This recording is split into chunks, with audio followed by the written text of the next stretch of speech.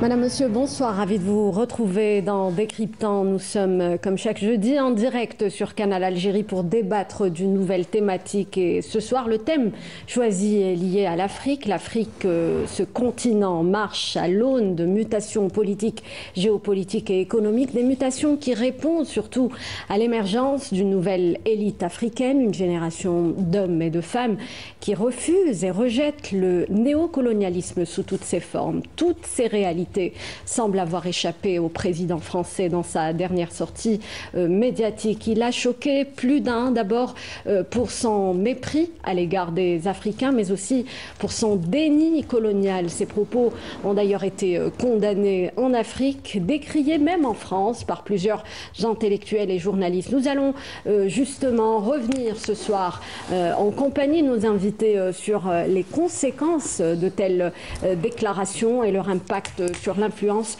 de la France en Afrique, déjà et plus que jamais en perte de vitesse. Nous allons donc en débattre avec nos invités. D'abord sur le plateau, nous sommes en compagnie de Mehdi Boukaouma, politologue spécialiste en relations internationales. Bonsoir. Bonsoir, merci de l'invitation.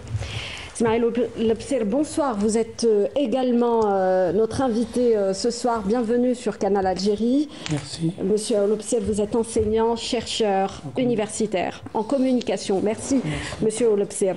Hassan Khassimi nous a fait également le plaisir d'être avec nous. Bonsoir, monsieur Khassimi. Bonsoir, madame, mes respects. Vous êtes donc analyste spécialiste en questions sécuritaires et stratégiques. Nous allons donc, avant d'entamer le débat, parler des vives réactions qu'ont suscité les propos du président français. On a constaté une véritable levée de boucliers, de déclarations. Ces déclarations ont aussitôt été condamnées en Algérie, au Sénégal et au Tchad. Et les réponses formulées ont été particulièrement cinglantes. Je vous propose d'ailleurs de suivre ce sujet signé Amal Bouakba. C'est la provocation de trop de la part du président français qui, lors de la conférence des ambassadeurs, a fustigé certains gouvernants africains pour avoir oublié de dire merci à la France pour son engagement en matière de lutte contre le terrorisme. Poussant le bouchon encore plus loin, il dira qu'aucun de ces pays ne serait aujourd'hui souverain sans l'aide de la France. Des propos scandaleux qui mettent le feu aux poudres, suscitant un véritable tollé. Je pense que les pays africains sont un peu à cran, les dirigeants surtout, parce que jusqu'à présent, ils ont servi de fusible entre leur population qui ne supporte plus les méthodes des gouvernements français successifs et les autorités françaises qui les ont parfois traités par-dessus la jambe. Je crois que Macron est arrivé en nous expliquant qu'il n'est pas responsable de la colonisation. Il n'était même pas né quand la colonisation a eu lieu. Tant mieux. Mais le problème, c'est qu'à côté de cela, le nouveau monde qu'il essaye de nous fabriquer ressemble étrangement à l'ancien monde dans lequel nous avions vécu, où il y avait un complexe de supériorité de la part des Français, une espèce de suffisance, je ne comprends pas pourquoi vous ne me comprenez pas alors que j'ai raison. Plusieurs pays africains perçoivent les récentes déclarations et politiques françaises comme condescendantes, voire insultantes à l'égard de l'Afrique. Selon bon nombre d'observateurs, la relation entre la France et plusieurs pays africains a atteint un point de rupture. La France est considérée aujourd'hui comme une ancienne puissance coloniale, arrogante et déconnectée des aspirations africaines. La présence militaire dans ces pays africains a souvent été limitée à des intérêts stratégiques propres à la France. Parler d'ingratitude, je pense que la France en sait un rayon sur l'ingratitude parce que les fameux tirailleurs sénégalais, les richesses que les Africains ont dû mettre à la disposition de la France pour qu'elle se libère, tout cela a été très mal payé. Je crois qu'il faut reprendre les choses par le bon bout. Pourquoi la France intervient dans les pays du Sahel? Elle intervient parce qu'elle a causé un problème en Libye dont les conséquences sont la situation sécuritaire dans le Sahel qui est aujourd'hui déplorable. Cette situation détestable a été créée par la France. Le Sénégal a qualifié d'erronée l'affirmation selon laquelle le retrait des troupes françaises découlerait d'un accord entre Paris et Dakar. Le Premier ministre sénégalais, Ousmane Sonko, a souligné que le Sénégal a été souverain dans sa décision. Le ministre tchadien des Affaires étrangères, Abdrahmane Koulamala, a dénoncé une attitude méprisante à l'égard de l'Afrique et des Africains, affirmant que les dirigeants français doivent apprendre à respecter le peuple africain. Respecter la souveraineté des pays africains Un exercice que ne semble pas maîtriser le président français. Ces derniers temps, il enchaîne les provocations et les maladresses. La perte de l'influence française en Afrique illustre une reconfiguration géopolitique mettant en avant l'attachement des pays africains à leur souveraineté et au respect mutuel. Voilà, donc en Afrique, les responsables ont clairement répondu aux allégations du président français. Tout d'abord, messieurs, j'aimerais pour commencer avoir vos réactions. Je commencerai d'abord par Ismaël Olopsir. Qu'est-ce qui vous a le plus saisi ou retenu votre attention en écoutant le discours du président français ? D'abord, je pense qu'il faut relativiser. La première chose, c'est le contexte dans lequel il a dit. C'est une conférence qui était censée servir pour la présentation des perspectives diplomatiques de la France. Et il n'en a été rien. C'est la preuve, à mon sens, d'un certain désarroi du président français pour des questions qui sont surtout, à mon sens, liées aux politiques internes. On reste sur cette conférence. Il n'a pas attaqué que l'Afrique. Il a attaqué d'abord les États-Unis. Il a attaqué Elon Musk, qui lui a répondu ironiquement. Oui. Puis il a attaqué l'Afrique. Et il ne faut pas oublier qu'il a attaqué aussi l'Algérie. Mais il faut rappeler aussi qu'avant cette conférence... Vous êtes expert en communication. Quand on voit sa posture, la posture du président français, il y avait beaucoup d'amertume dans son... Si vous permettez, je place le contexte. Après, on va aller... Parce que bon, les réactions elles ont été déclinées, elles sont claires, tant en Afrique qu'en Algérie. Les réactions ont été très promptes, à la hauteur de l'écart diplomatique. C'est un écart qui ne s'est jamais produit en termes de langage diplomatique, qui ne s'est jamais produit dans les relations entre l'Algérie et la France. Oui. Y compris dans les relations entre la France et l'Afrique, il n'y a jamais eu d'écart de ce niveau-là, d'écart diplomatique. C'est ce qui fait que ça a créé un tollé. Même Elon Musk, qui a été attaqué, il a répondu par ironie. Il n'a pas répondu au président français. Il lui a juste rappelé ce qui est arrivé au Premier ministre britannique. Donc c'était un contexte. Mais je vous avais dit que bien avant ça, il avait déjà insulté pratiquement les Français. Quand le gouvernement Barnier a été renversé, il a dit aux Français que je vous ai donné une chance en dissolvant l'Assemblée. Je vous ai donné une chance, vous avez mal élu. Donc c'est une insulte. Il vient d'insulter aussi les Mahorais quand il est parti à Mayotte. Oui. En disant que les Mamadou encombraient les... Donc c'est un contexte où effectivement il commet beaucoup de maladresses. Il y a beaucoup Par rapport à l'Algérie, c'est un écart inexplicable, c'est un écart qui ne s'est jamais vu dans les relations entre les deux pays.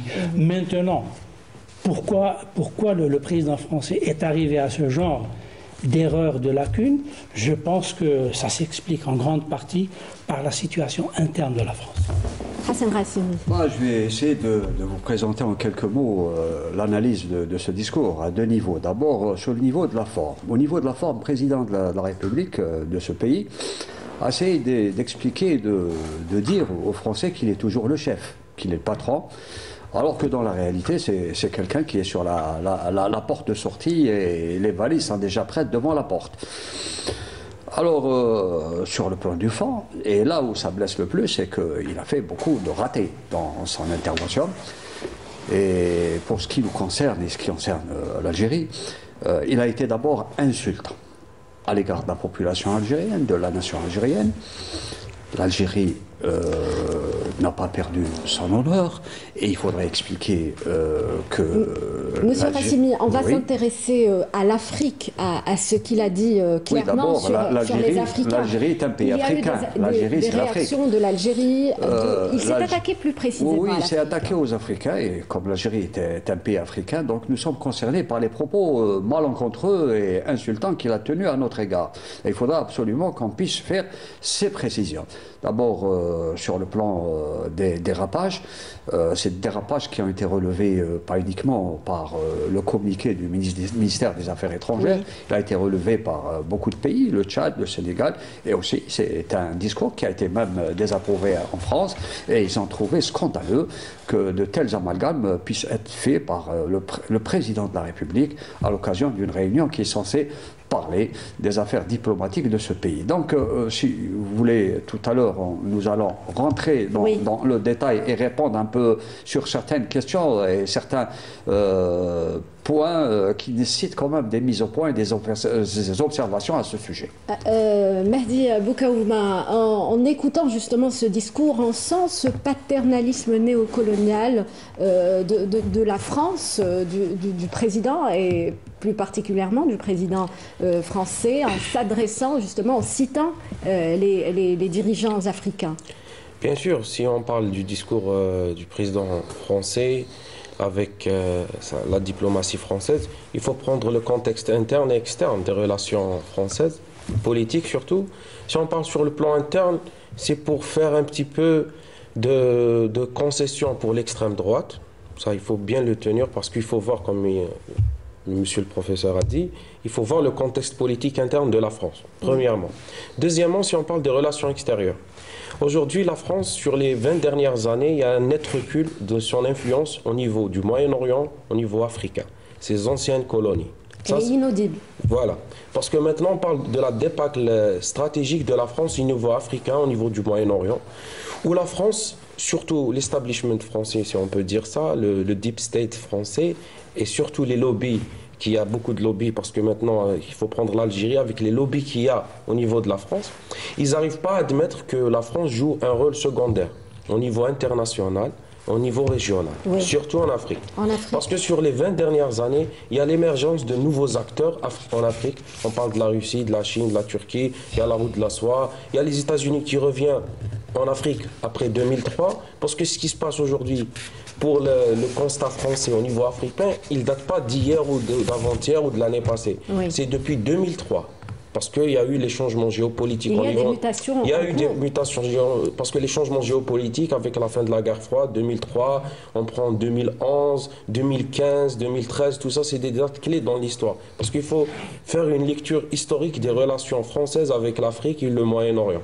Alors maintenant, si on prend ce contexte, il y a de nouveaux acteurs. Ils n'arrivent pas à admettre que maintenant la France joue un rôle secondaire et même il lui reste qu'un seul pays allié maintenant en Afrique, c'est le Maroc. Parce qu'il faut prendre pourquoi le président français a fait des concessions. On peut donner qu'il a donné le Sahara occidental pour avoir un État où s'appuyer au niveau africain.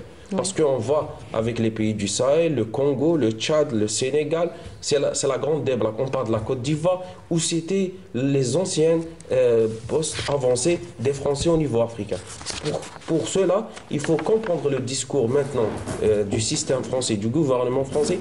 Pourquoi il n'arrive pas à admettre qu'il est devenu secondaire au niveau international et régional. Oui, il est vrai que la France est historiquement implantée en Afrique militairement et économiquement. Et derrière ces mutations, Monsieur Olopsir, Ismaël Olopsir, il y a des raisons historiques liées un petit peu à la France, à la politique africaine de la France, depuis plusieurs années. Je dirais même que c'est de l'histoire récente, parce que le discours du président français à l'égard de l'Afrique, il n'y a pas que du mépris, mais il y a un peu de haine. Pourquoi? Parce que il faut lier ça à la débâcle de la diplomatie française. Il y a de plus en plus de pays qui ont demandé le départ des soldats français. Quand on voit l'humiliation, par exemple, qu'a subi la France avec le Tchad, quand le ministre français des Affaires étrangères était à N'Djamena, il était en négociation, et avant qu'il prenne l'avion, le gouvernement tchadien a annoncé le retrait. Après le départ du ministre des Affaires étrangères. Pratiquement. Oui. Il n'a pas été informé. Donc c'est dans ce contexte. Le Tchad qui est un allié stratégique de la France. Qui a été, mais depuis ces derniers temps, je pense qu'il y a beaucoup de pays qui étaient alliés, qui le sont de moins en moins, et la diplomatie française vraiment, elle est essoufflée. On va s'intéresser aux raisons qui ont poussé justement la France à perdre ses alliés stratégiques. Il y a cette politique controversée de la France sur le continent, Hassan Qassimi. Effectivement, la France, il faut le dire, et c'est important, n'a pas réussi à faire sa transition politique post-coloniale. la France n'a pas décolonisé sa culture politique, et ce qui explique un peu, quand on a entendu le discours qui a été adressé aux ambassadrices et aux ambassadeurs, un discours à la limite teinté de relents paternalistes, d'un relent colonial, de mépris à l'égard d'abord des nations africaines. Et là, vous savez, la classe politique française dans son ensemble n'arrive pas à comprendre les mutations qui se font et les évolutions qui sont enregistrées au niveau du continent africain. Il y a de nouvelles élites politiques qui contestent fondamentalement la mainmise de la France sur le continent africain dans ses rapports. Et là, il faut aussi décoloniser certains concepts, parce que quand la France parle, officielle bien sûr, parle d'aide, vous devez savoir que nous sommes dans l'ingérence, et les ingérences ont eu des conséquences collatérales très fortes et très nocives pour la sécurité, la stabilité et bien sûr le bien-être des populations africaines. Oui. Donc ce sont bien sûr toutes ces évolutions qui font que le discours du président français est en décalage par rapport aux évolutions politiques que nous enregistrons au niveau du continent africain. Donc si je peux dire certains mots sur les aides françaises sur le continent africain, nous ne sommes pas dans la même analyse, nous ne sommes pas dans la même perception, pour la simple raison que nous considérons, si on fait toutes ces évaluations, qui sont d'ailleurs sur le plan historique connues, les aides françaises en Afrique sont considérées comme étant des ingérences militaires. Et nous savons très bien que les ingérences militaires n'ont pas produit le développement ni la prospérité. Les ingérences militaires ont eu un certain nombre de conséquences fâcheuses pour la sécurité des États africains. Je peux en citer quelques-uns. Et ce sont tous les experts en sécurité, y compris français, qui le disent, que les ingérences françaises, sous toutes ses formes, et particulièrement militaires sur le continent africain, ont eu la première conséquence, c'est l'affaiblissement des États, le recul des États, l'apparition et la prolifération des groupes armés, des groupes terroristes.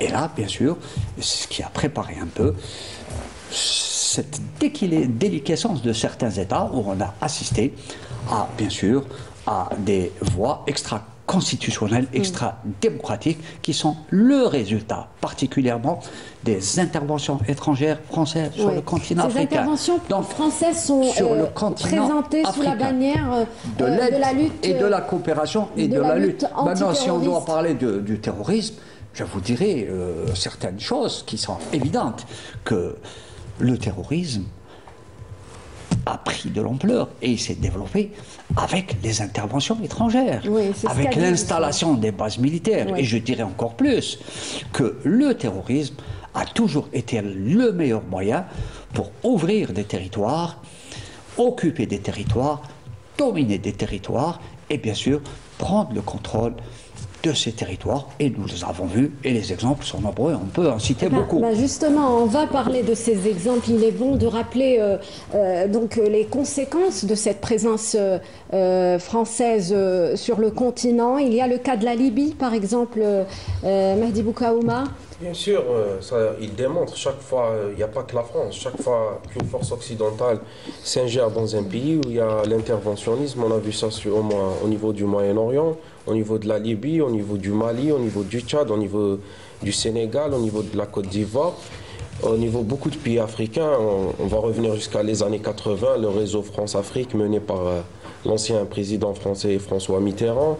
Jusqu'à maintenant, il y a une certaine élite politique française qui rêve toujours de ce France-Afrique, mais malheureusement aujourd'hui, les mutations et les changements géopolitiques qu'il y a au niveau africain, au niveau du Moyen-Orient, parce que je parle beaucoup du Moyen-Orient parce que le Moyen-Orient est rattaché à l'Afrique et au Maghreb, Maghreb rattaché à tout ce qui se passe. Et revenons, pourquoi il y a un acharnement de la classe politique et surtout des lobbies au niveau français sur l'Algérie. Maintenant, l'Algérie commence à déranger sérieusement les intérêts français au niveau africain. Parce que maintenant, la diplomatie algérienne, avec sa nouvelle dynamique depuis 2019, si on voit ce qui se passe avec les relations et les partenariats surtout stratégiques, il faut voir ce qui se passe maintenant. Le partenariat stratégique Algérie-Afrique du Sud, Algérie Nigeria, tout ça, c'est des axes qui commencent à déranger les intérêts français. Il y a un net recul, je vous parle, avec les chiffres, avec surtout les dimensions sécuritaires, économique, social, culturel et surtout politique, il y a un net recul français au niveau africain. Maintenant, surtout la nouvelle élite africaine, il y a une nouvelle génération, il y a de nouveaux gouvernements qui sont des générations qui n'ont pas connu la colonisation. Alors, il y a une nouvelle culture politique au niveau africain. Moi, je vous parle de mon propre expérience. J'ai participé au sommet panafricain de la jeunesse à Oran. J'étais comme expert. On a parlé de ça et j'ai remarqué maintenant, et les jeunes Africains, il y a une nouvelle élite qui sont diplômés, qui ont étudié dans des universités étrangères ou africaines. Tout le monde rêve à une Afrique qui sera sa décision africaine, que les décisions futures africaines prises par des Africains. C'est pour ça qu'on voit maintenant les nouveaux gouvernements, les nouvelles générations qui ne reconnaissent plus ce paternalisme, comme vient de parler M. Hassan Qassimi. Malheureusement, où on parle maintenant de schizophrénie française, ils pensent que cette nouvelle élite, elle pense comme l'ancienne élite. Non, il y a de nouvelles inspirations, il y a de nouveaux acteurs. Sur les défis auxquels le continent africain est confronté, mais est-ce qu'à travers justement la France, c'est toute la politique de l'Occident, d'une manière plus globale, qui est aujourd'hui contestée, Ismaïl Oloubsir? L'Occident, L'Occident, si vous parlez des États-Unis, c'est une chose. Je pense que votre question nous ramène c'est-à-dire à la quintessence de la question. C'est pourquoi le président français est en train de commettre, comme dirait un journaliste français, boulette sur boulette. Oui. Il fait boulette sur boulette. C'est un journaliste français qui l'a dit. Oui. Boulette sur boulette. Alors, quand on connaît le contexte interne français, c'est un contexte tant politique, économique, inextricable. Et c'est la dissolution, en grande partie, qui est à l'origine de ça. Il a déclenché un processus qu'il ne maîtrise plus. Donc, sur le plan interne, il n'a plus la main. Bon. Combien de temps il va encore tenir? Est-ce qu'il va démissionner? Est-ce qu'il ne va pas démissionner? Il y a un débat actuellement. Il y en a ceux qui lui préparent le terrain pour une possibilité de démissionner, de se représenter. Donc il y a un débat là-dessus. Est-ce qu'il va rester? Maintenant, en dehors de ça, qu'est-ce qu'il lui reste? Il lui reste que la politique internationale. Sur la politique internationale, avec l'avènement de Trump aux États-Unis, avec la montée en puissance de la Russie en Europe, avec la montée de la droite en Italie, il lui reste quoi? Il lui reste pas grand-chose. Donc il lui reste pratiquement à taper sur l'Afrique, l'Algérie. Je voudrais revenir 2 secondes sur les propos qu'il a tenus par rapport à l'Afrique, en dehors du contexte là qu'on vient de planter.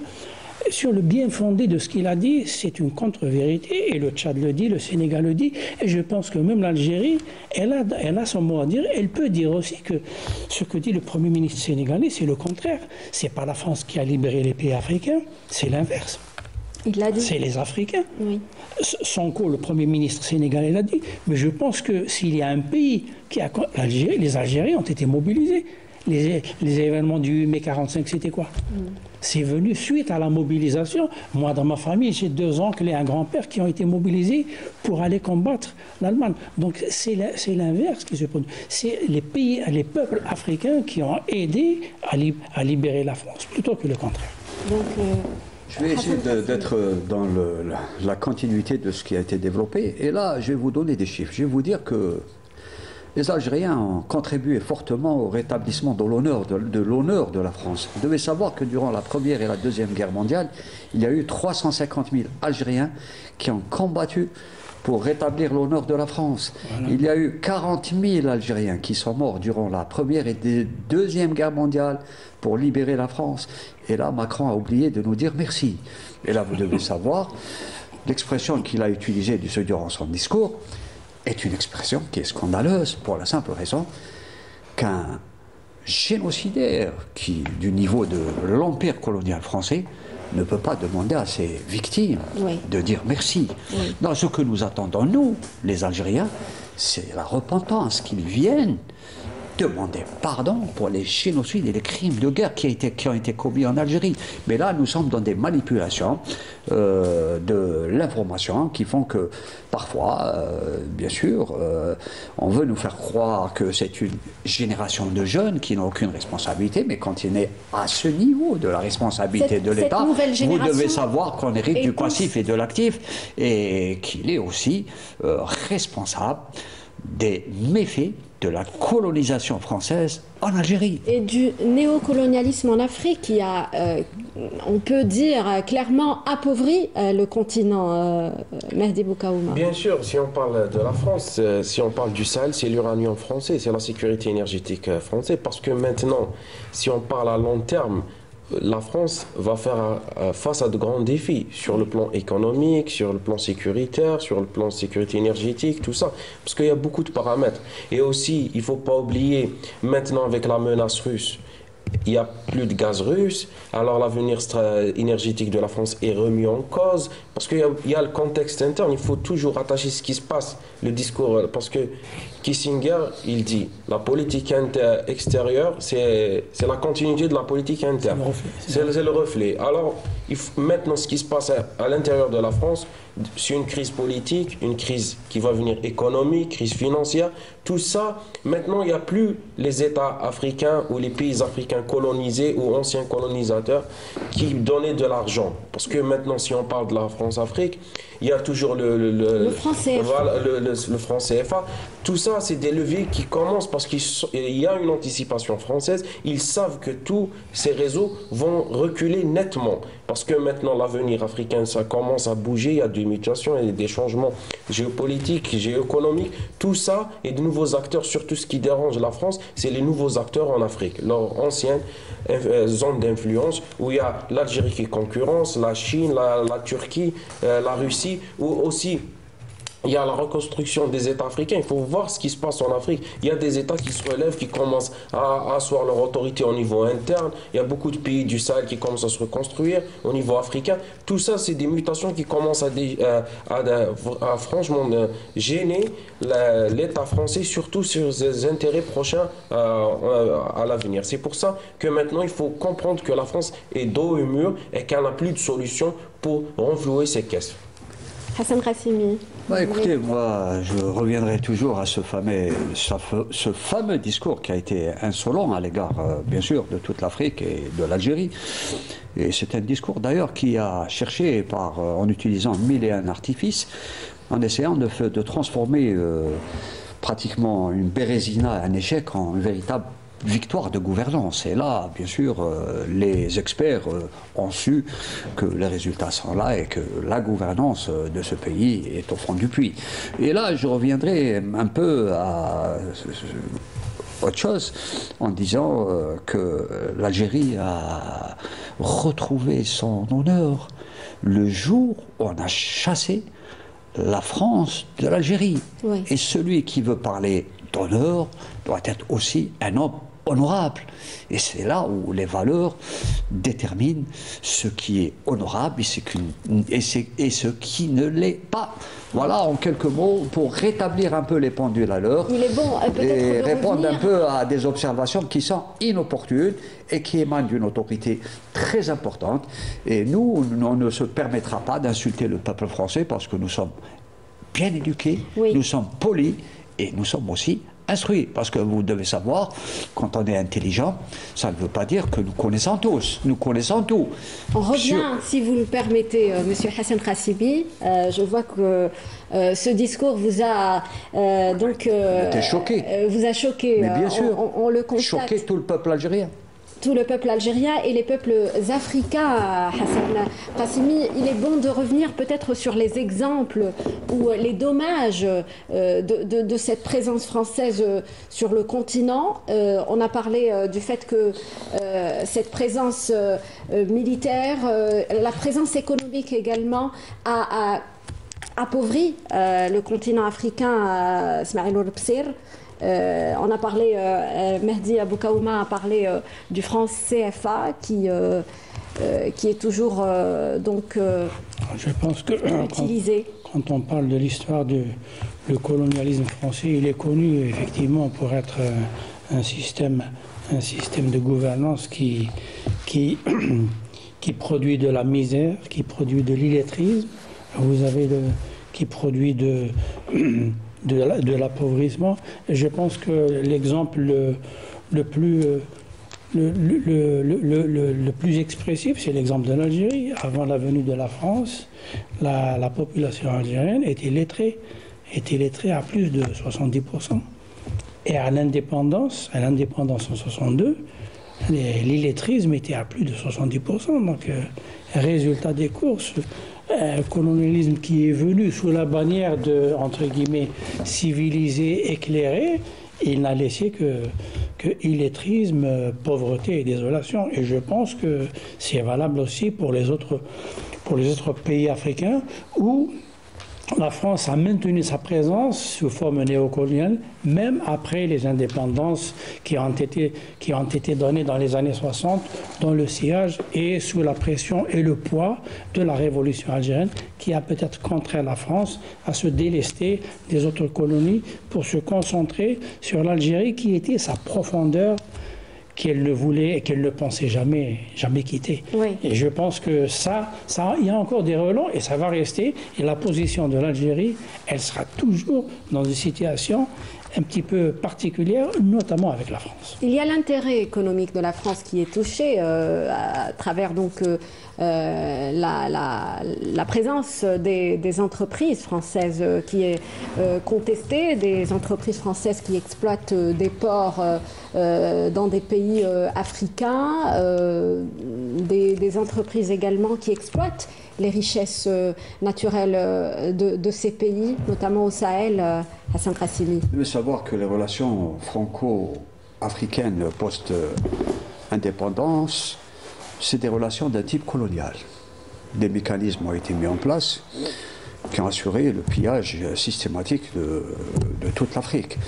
Et je vais vous rappeler un peu ce qui a été dit à un certain moment par le président Sarkozy au sujet du franc CFA, que c'était un système monétaire qui était vital pour la France, pour la simple raison, c'est un système qui permet pratiquement de vendre les matières premières de l'Afrique et de transférer les devises vers le trésor public français et de retourner une monnaie qui ne vaut absolument rien du tout aux pays africains.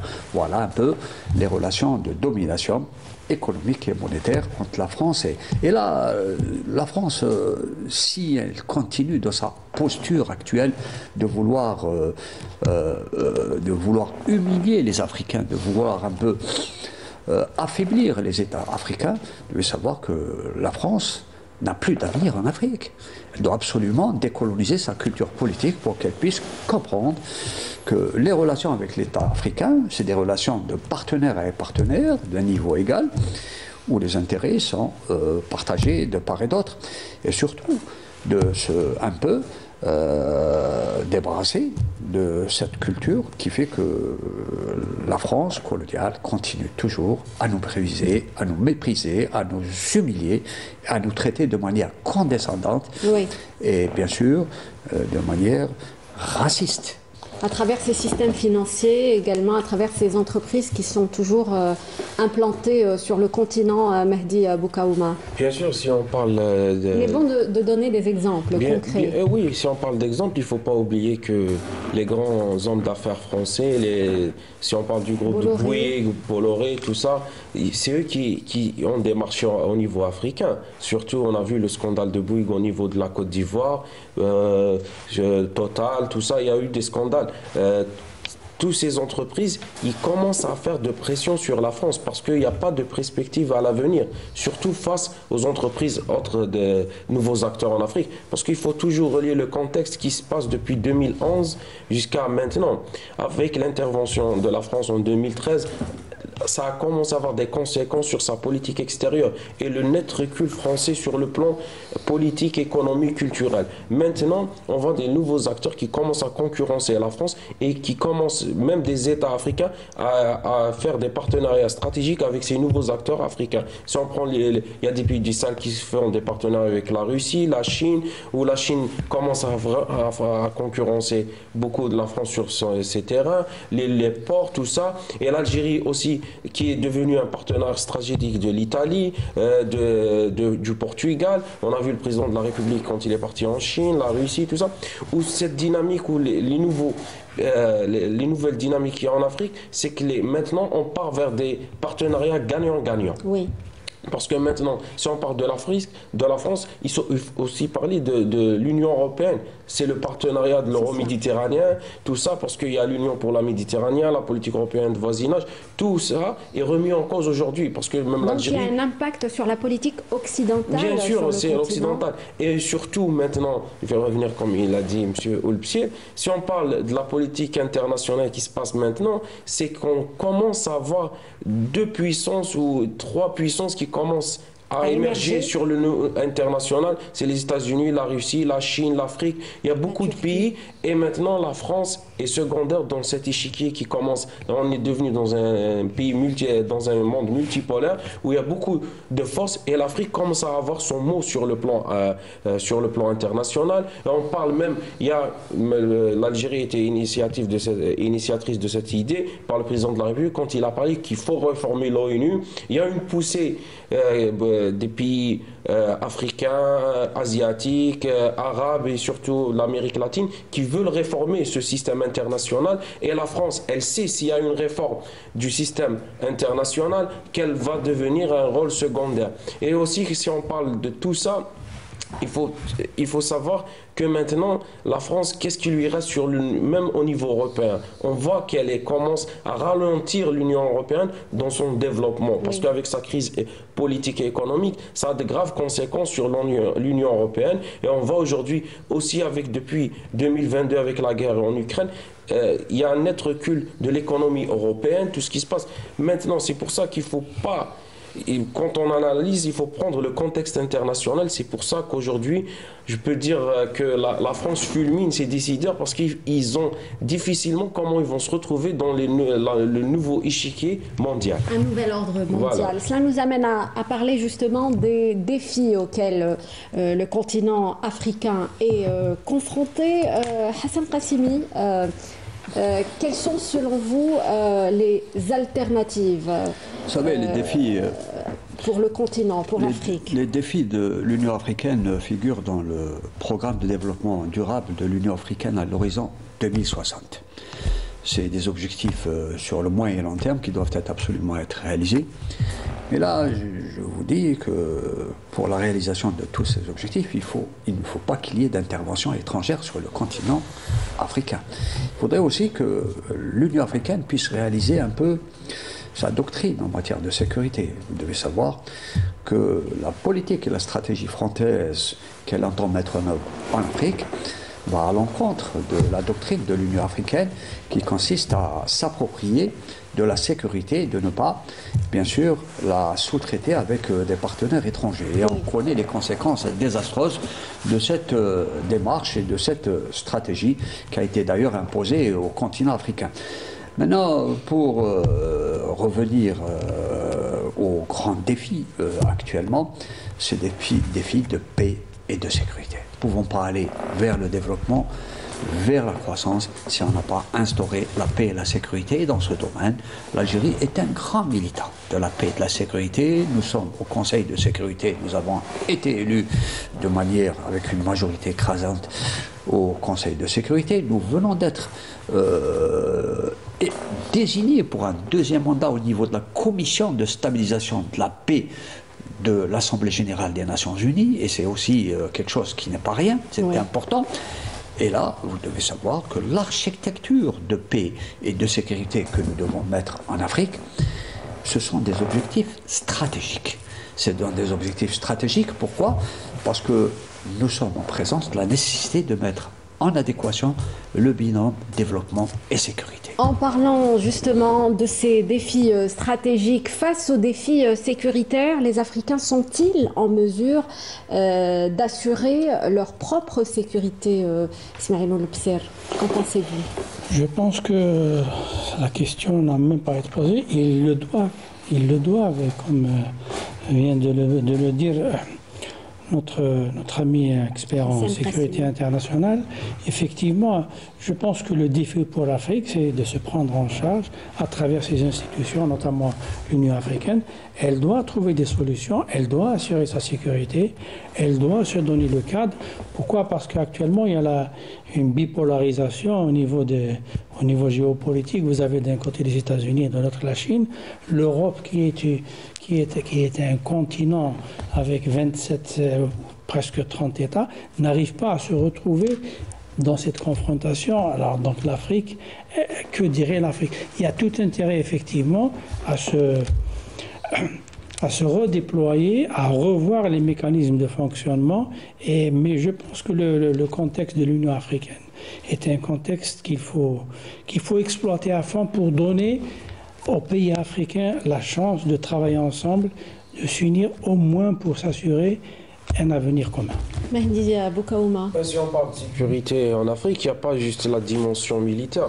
Il y a aussi la dimension sur la sécurité alimentaire, énergétique, hydrique, économique, santé, tout ça. C'est les dimensions sécuritaires. Maintenant, ce qui est la voie à faire en Afrique, c'est surtout le développement. Maintenant, la première étape, s'il n'y a pas d'ingérence internationale, d'ingérence des forces étrangères, déjà c'est une première étape qui va de l'avant. On en est loin. On est loin, ça commence. Il y a une mutation, il y a une poussée des peuples africains qui veulent la non-ingérence. On a vu chaque fois qu'il y a un pays occidental, et même la France qui dit sur l'Afrique, il y a une réaction, c'est bien. Parce que ces réactions qui font, on peut dire, c'est comme une genre d'autodéfense, d'immunité contre les ingérences internationales. Parce qu'on a vu l'expérience amère des ingérences au niveau africain qui sont importées. C'est les conséquences du terrorisme, le déplacement des populations, l'immigration illégale, tout ça. Parce que maintenant, il faut le développement. Et c'est la voie que l'Algérie défend avec l'Afrique du Sud, et comme j'ai parlé, ces axes qui veulent. Il ne faut pas oublier que l'Algérie était initiatrice du NEPAD et tout ça. C'est le développement. Parce qu'avec le développement économique et social et politique, tout ça va mener à consolider les dimensions sécuritaires. Il n'y a pas juste la sécurité militaire, et aussi on parle de souveraineté alimentaire, parce que l'Afrique a les ressources pour ça. La dimension sécuritaire alimentaire, énergétique, tout ça. Il faut juste avoir la paix et la stabilité des systèmes politiques au niveau africain pour avoir un développement et consolider sa sécurité. Plusieurs facteurs entrent en jeu. Je voudrais revenir à un des défis les plus importants, et qui figure d'ailleurs dans le programme de développement durable de l'Union africaine. Et l'Algérie, ce dossier est en bonne place dans la feuille de route des autorités politiques algériennes. Elle y est pleinement engagée. C'est la gouvernance, la modernisation de la gouvernance, la résilience de la gouvernance, parce que ce que nous pouvons peut-être nous reprocher en Afrique, c'est cette faiblesse de la gouvernance. Et là, quand on a une gouvernance forte, on combat mieux la corruption. Et vous devez savoir, le plus grand ennemi de la gouvernance, c'est la corruption. Et là, je vous donne un exemple. Annuellement, nous avons l'équivalent de 60 milliards de dollars de flux monétaires illicites qui quittent l'Afrique et qui vont sur des paradis fiscaux. Tout cet argent doit être destiné au développement durable en Afrique, en matière d'infrastructures, de grosses infrastructures en Afrique. Nous avons besoin de l'équivalent de 350 milliards de dollars annuellement pour aller asseoir ce développement que nous devons absolument réaliser si on veut atteindre nos objectifs à l'horizon de 2060. Si je dois prendre le cas de l'Algérie, nous sommes un pays précurseur sur ce dossier. Nous avons une gouvernance de qualité, une gouvernance moderne qui se met en place, et nous sommes en train, sur des objectifs futuristes, de maîtriser les nouvelles technologies, de maîtriser, bien sûr, le développement durable dans toutes ses facettes et dans tous ses défis, et cela, bien sûr, induit des dépenses budgétaires très fortes, ce qui explique un peu l'un des plus gros budgets de l'Algérie depuis l'indépendance, l'équivalent de 130 à 135 milliards de dollars pour l'année 2025. Donc l'Algérie mise gros, l'ambition est très forte et les résultats sont là. C'est très important, ce qui permet à l'Algérie d'être l'un des pays les plus prospères au Maghreb, sur le continent africain et dans le monde arabe. Cela n'est pas rien du tout. Oui, donc au cœur des défis pour le continent, excusez-moi, assurer sa stabilité et garantir, si vous voulez, un avenir plus prospère. La stabilité est à la base, la stabilité et la sécurité multidimensionnelle, comme le dit notre ami.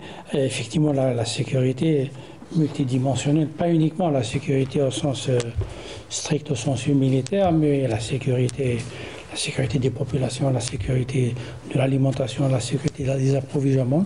Tout ça, effectivement, c'est ce qui conditionne un petit peu et je pense que c'est l'un des plus gros enjeux pour le continent africain. Pourquoi ? Parce que ça reste encore les stigmates des colonialismes qui ont éreinté l'Afrique, qui ont pris toutes ces ressources. Donc ça demande un temps supplémentaire pour les peuples africains pour se reconstituer, pour assurer leur stabilité, leur sécurité. D'où l'importance peut-être de la coopération, l'importance de la coopération entre ces États, unifier la voix de l'Afrique également sur les instances, au sein des instances internationales aussi. Vous savez... Allez-y. Non, mais allez-y. Oui, je pense que c'est une des voies, effectivement. Les échanges inter- et intra-africains je pense que sont impératifs. Sont impératifs parce que jusqu'à présent, comme dirait notre ami l'économiste égyptien Samir Amin, l'échange était inégal. C'est-à-dire que tout transitait toutes les richesses transitaient et nos richesses partaient vers l'Europe essentiellement et nous revenaient en biens manufacturés alors que ça peut circuler entre nous et on peut maintenant, l'Afrique, il y a des pays qui sont assez développés pour pouvoir assurer une assise de fabrication industrielle. L'Algérie en fait partie, elle a déjà eu son assise industrielle et elle peut jouer un rôle, pas que l'Algérie, vous avez d'autres pays, l'Égypte, l'Afrique du Sud, le Nigeria, je pense Quand on parle de coopération, on parle de coopération sur divers niveaux, Hassan Rassim. Vous devez savoir que l'Afrique a de très fortes potentialités. Sur le plan économique, nous disposons de très fortes potentialités sur le continent africain. Et nous sommes là dans l'intégration africaine en matière de développement. Développement est collectif, développement à tous les niveaux. Mais cette stratégie de vouloir sortir un peu des difficultés que nous vivons un peu dans beaucoup de pays, dans le Sahel, ou un peu dans le golfe de Guinée, sur la Corne de l'Afrique. On n'avait pas une région en Afrique qui n'est pas minée par des conflits et des crises. Mais là, vous devez savoir que cela est le résultat d'ingérences étrangères. Toujours. Très important. Oui. Et on pourrait peut-être revenir à ce qui a été dit et paraphraser notre ministre des Affaires étrangères et dire que pratiquement tous les conflits que nous vivons, toutes les crises que nous vivons sur le continent africain, pratiquement dans toutes les régions, sont le résultat des interférences et des interventions étrangères. Et là, vous devez savoir que parallèlement à ce que nous faisons sur le continent africain, au sein de l'Union africaine, il y a des stratégies qui se développent et qui sont subversives, qui veulent un peu nous empêcher de nous développer, nous empêcher de construire l'état de droit, nous empêcher d'aller vers la stabilité et la sécurité. Je vais vous donner un exemple, puisque tout à l'heure vous avez parlé d'exemple, je vais vous donner un exemple édifiant. Vous savez que le livre blanc de sécurité française considère l'Afrique comme le nouvel Eldorado de la France, pour ne pas dire le nouveau gâteau de la France. Donc vous avez des convoitises un peu néocoloniales et subversives qui font que sur notre chemin de développement, nous allons pratiquement déminer le terrain et retrouver un certain nombre d'obstacles qu'il faut absolument régler de manière collective, une sécurité collective, un développement collectif, une intégration africaine pour pouvoir un peu faire face aux défis futurs du leadership mondial qui se matérialise dans les faits et sur le terrain par des confrontations qui sont sanglantes et violentes. Et vous avez vu un peu les déclarations de certains pays nantis qui se proposent d'annexer tel État, d'annexer telle région, d'intervenir par la force et de prendre possession de nouveaux territoires. Donc nous passons d'un monde des conflits à un mode d'occupation des terrains par la force.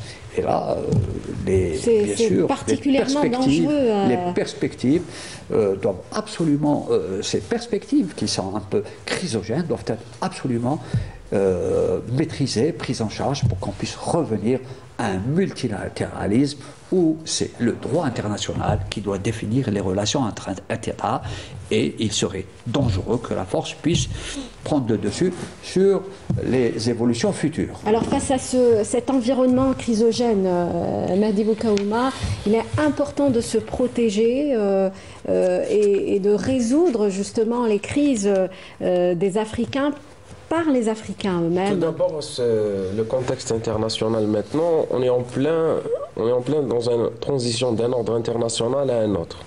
On peut revenir au concept des années 45 ou 50, c'est l'équilibre des forces. Maintenant, il y a un déséquilibre des forces où maintenant les États-Unis, les grandes puissances, ils commencent à chercher comment tenir l'équilibre international. Et l'Afrique a son mot à dire, parce qu'elle a les ressources humaines et économiques, et surtout s'il y a la stabilité politique.